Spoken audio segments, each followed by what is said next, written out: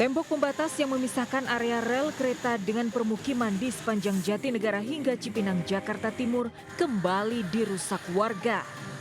Tembok yang dibangun sebagai upaya pengamanan dan sterilisasi area jalur rel sengaja dilubangi oleh oknum tidak bertanggung jawab. Akses ilegal ini kerap digunakan untuk penyeberangan liar hingga dugaan praktik prostitusi. Lantaran banyak ditemukan botol minuman keras hingga alat kontrasepsi di sekitar lokasi. PT KAI telah menutup beberapa lubang tembok tapi kerap dijebol kembali. Total ada sekitar 25 titik tembok pembatas yang sengaja dilubangi warga. PT KAI menegaskan siapa saja yang merusak fasilitas rel akan dijerat pidana. Dari Jakarta, Rio Manik, iNews melaporkan. Pemirsa, terkait dengan tembok pembatas rel kereta api dari stasiun Jatinegara hingga stasiun Klender ini memang sempat dilakukan adanya pembobolan oleh oknum yang tidak diketahui untuk motifnya apa dan juga siapa oknum-oknum tersebut. Namun memang dari PT KAI Daob 1 Jakarta bersama dengan Satpol PP ini sudah melakukan adanya penutupan kembali untuk lubang-lubang yang untuk tembok-tembok yang sudah dilobangi oleh oknum tersebut. Dan bisa kita lihat memang untuk temboknya ini bisa dilihat ini sebenarnya sangat keras ya, sangat tebal sekali. Jadi memang ini sebenarnya untuk melobanginya ini membutuhkan waktu dan juga tenaga yang ekstra. Dan tidak hanya satu, ini ada sejumlah kurang lebih dari totalnya ini dari informasi yang diberikan yaitu ada 25 tembok yang dijebol sepanjang jalan dari stasiun Jatinegara hingga stasiun Klender. Dan saya akan memberitahu untuk lokasi yang selanjutnya, ini masih sepanjang jalan sini. Dan memang dari informasi yang kami terima dari warga dan juga dari berita yang sudah diinformasikan, bahwa memang untuk tembok-tembok ini sempat ditemukan beberapa barang ataupun sampah yang ini menjadi indikasi atau dugaan adanya prostitusi yang dilakukan di balik tembok ini. Nah, ini dia untuk lokasinya. Kalau tadi memang untuk lokasinya itu penjebolannya di atas, kalau ini lokasinya berada di bawah, Rosalina juga pemirsa. Dan memang untuk penutupannya lagi-lagi menggunakan besi supaya dari oknum yang tidak bertanggung jawab atau dari warga tidak melakukan penjebolan kembali, karena memang ini sangat membahayakan sekali baik dari pengguna kereta api dan juga dari warga sekitar yang beraktivitas berada di dekat sini. Dimanapun tempatnya dilaksanakan, mengganggu atau tidak mengganggu, maka hukumnya adalah haram. Ada atau tidak. Pondok Pesantren Besuk Kabupaten Pasuruan, Jawa Timur menyatakan penggunaan sound horeg haram hukumnya.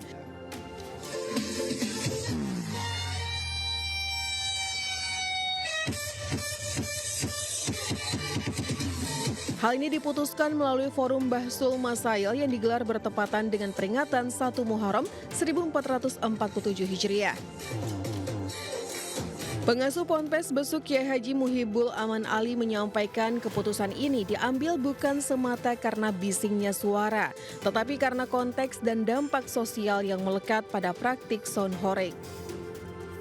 Ponpes Besuk mendorong pemerintah daerah khususnya di Jawa Timur dan Kabupaten Pasuruan mengambil sikap tegas melarang pertunjukan sound horeg demi mencegah semakin meluasnya dampak negatif yang ditimbulkan.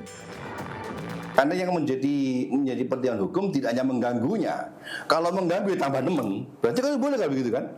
Nah, makanya aspek hukum yang kita pertimbangkan jangan hanya dampak suara saja, tapi juga isi daripada paket sound horeg itu. Merespon fatwa haram yang dikeluarkan Pondok Pesantren Besuk Kabupaten Pasuruan, Majelis Ulama Indonesia Jawa Timur mendukung fatwa tersebut. Ketika banyak aspek madorotnya, ya secara kasat mata itu tidak bisa dibenarkan. Maka apabila ada fatwa haram dari lembaga Basul Masaim atau dari pesantren, itu memang perspektifnya memang banyak madorotnya seperti itu.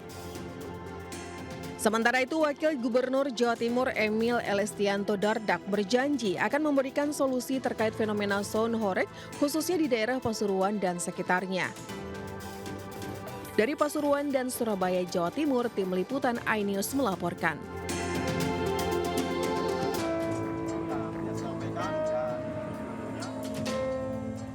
Proses pencarian korban kapal penumpang KMP Tunu Pratama Jaya yang belum ditemukan terus dilakukan tim SAR gabungan. Tim SAR Pos Jembrana dan Pos Buleleng turut membantu pencarian sejak pagi hari. Pencarian difokuskan ke arah selatan dan timur dari Pelabuhan Gilimanuk. Hal ini dikarenakan sebelumnya arus laut selatan Bali yang bergerak ke arah selatan membuat para korban banyak ditemukan terdampar di areal pantai Pebuahan, Desa Banyu Biru, dan Pelabuhan Gilimanuk dengan radius 20 mil laut. Sementara itu jumlah korban hingga saat ini sebanyak 35 orang, di mana korban selamat 29 orang dan 6 orang ditemukan meninggal dunia. Hingga saat ini posisi bangkai kapal belum ditemukan dan diperkirakan tenggelam di dasar laut. Sementara suasana di posko pengaduan Gilimanuk cukup lengang, hanya ada sejumlah petugas gabungan yang terus siaga. Dari Jembrana, Bali, Nyoman Sudika, iNews melaporkan.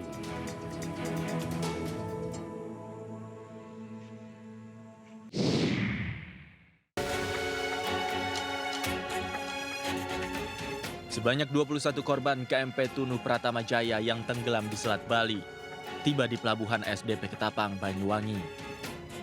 Mereka langsung mendapat penanganan medis di Posko Crisis Center sebelum diserahkan kepada pihak keluarga. Korban selamat yang ditemukan sebanyak 30 orang, 21 diantaranya telah diserahkan pada pihak keluarga yang telah menunggu di Pelabuhan Ketapang. Sementara 7 penumpang diserahkan kepada keluarga di Pelabuhan Gilimanuk, Jembrana, Bali. 6 orang korban meninggal dunia telah diserahkan kepada pihak keluarga di Banyuwangi.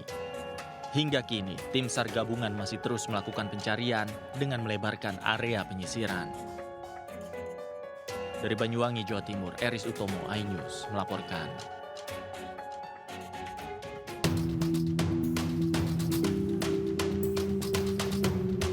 Belasan emak-emak ramai mendatangi SMP Negeri 12 Kota Cilegon di Kecamatan Purwakarta, Kota Cilegon, Banten.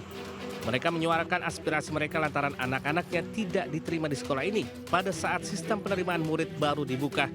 Padahal jarak rumah maupun nilai yang dilampirkan pada saat pendaftaran sudah memenuhi kriteria. Namun karena tidak ada perwakilan pihak sekolah yang bisa ditemui, mereka kemudian menggeruduk kantor Dinas Pendidikan dan Kebudayaan Kota Cilegon.